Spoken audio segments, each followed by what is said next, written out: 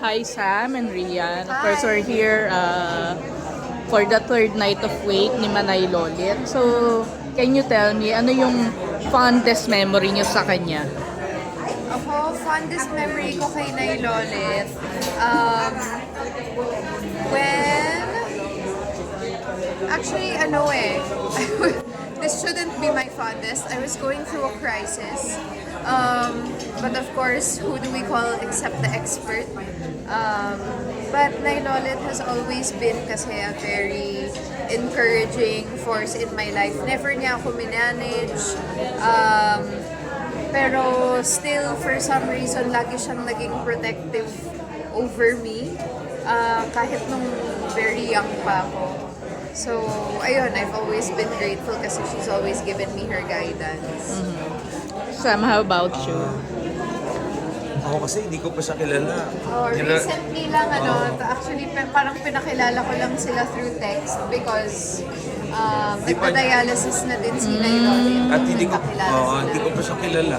Sinusulat na niya ako, may mga magaganda na ako narinig at tinanong ko sa kanya, kailan ba si Nay Lolit? Kasi sabi ko, sinusulat niya ako eh. Kasi parang hindi pa kami magkakilala, pero I think parang she kind of believed in me and the things I do. Na ang dami niyang sinusulat sa akin ng mga magaganda. At yun nga, masaya daw siya na sa feeling ako ni Rian. Yun na, napakilala na kami. At sinuportahan na niya ako. Sabi ko, grabe itong taong to. Kahit di pa kami ganun ka-close at bago lang. Pag nagbigay siya ng suporta, ang dulo eh. Kaya sabi ko, pakabuting tao niya sa akin. At dahil doon, marami rin na-influensya ang tao. Alam naman natin, she's been in the industry for so long. So, kung ano man sabihin niya, may mga influence pa rin eh. May mga inaapektuhan. So, masaya ako na nakilala ko siya. Kahit sa mga huling taon ng buhay niya. Speaking of ipinakilala, can you take us back yung both of you, yung first time niyo siya nakilala, like yung first impression mo? Yung first impression ko, actually, takot talaga ako kay Nay Lolit before, nung bago ko siya ma-meet. Oo, kasi yung mapapanood mo lang kasi sa TV, she's a very tough person. Direct to the point ka lagi. Pero, dun ko din na-realize na yung frankness ng tao, it's not something to be afraid of. Actually, it's something na I really appreciate sa mga tao eh. Kesa yung yung parang you're very polite pero you don't mean pala what you say. So, ayun, syempre I met Nay Lolit before on a TV show.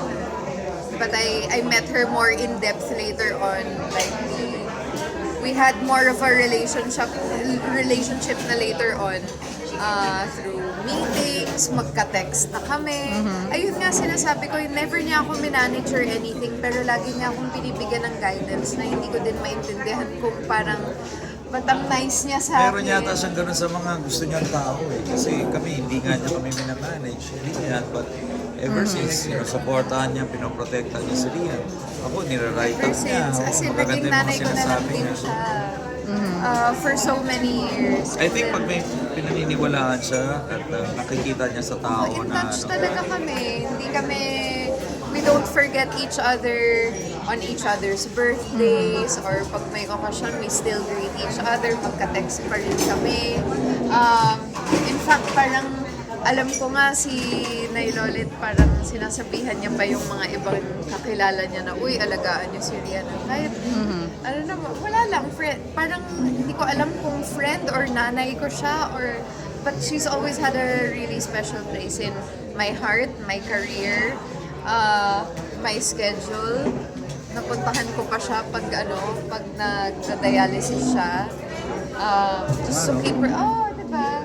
Just to keep her company kasi nabobore siya. Gusto niya may kausap siya. Rian, nasabi ba sa'yo ni Manay kung ano yung na-appreciate niya sa'yo? Bakit gusto ka niya? Siguro yung sabi na lang dalawa yun. Pero sinabi niya sa akin na napakatotoo ko kasing tao na appreciate niya yun sa akin. Na-compare niya ako sa ibang mga tao din. I remind her of some people in her life. But sa amin na lang kung sino yung mga yon. Pero ayun, parang gusto niya na I'm very open, my energy super open. Tapos yun, totoo lang daw ako. So walang time na napipika niya sa kanyang mga column, sa kanyang mga show? In a bad way, hindi. Never. Hindi talaga. Gulat nga ako eh. Kasi actually parang pagbata ka pa at takot ka pa kay Nay Lolit, i-expect mo. Pero never niya talaga akong naanuhan ng anything negative. Always, yung energy niya sa akin sobrang guiding. Binibigyan niya talaga ako ng advice.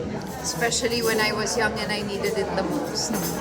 Rian and Sama, ano yung masasabi ng pamana ng isang lolit soli sa industry? Pamana na advice. Yeah, advice or quality yung maganda maiwan niya sa industry. Ako yung pamana niya sa akin, all the good words na binitawan niya for me and Dian, hindi mo na mababalik yun eh. Like, it's there, sa social media niya, it's online. She has nothing but good words to speak and to use for us. So, sa tingin ko yung dadalo ko na nalala ko siya. Siguro kasi may relationship with Nay Lolit. Imagine siguro mga 19 years na ako in the industry. And yet, never kami nagkaroon ng talagang working relationship. And yet, may ganito kaming relationship na, ayun nga, matatawag ko, parang alaga niya eh, matatawag ko din siyang nanay. So,